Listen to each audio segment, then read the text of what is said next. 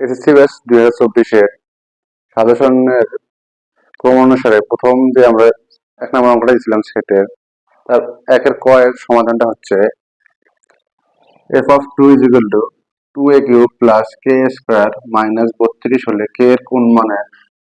জন্য f of 2 is equal to 0 হবে। তো f of 2 is equal to 0 তাহলে এর জায়গায় 2 বসাইতে হবে। f of 2 সমান 2 into 2 cube plus k into 2 square minus 32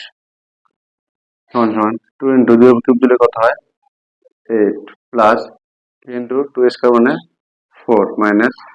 32 আর দুগুণ 16 plus 4k minus 32 থেকে 16 বাদ দিলে 4k minus 16 আমাদের বলছে f of 2 is equal to 0 তাহলে অতএব 4k minus 16 is equal to 0 বা 4k is equal to 16 বা k is equal to 16 ভাগ 4 অতএব k is equal to 4 তাহলে k এর মান 4 হলে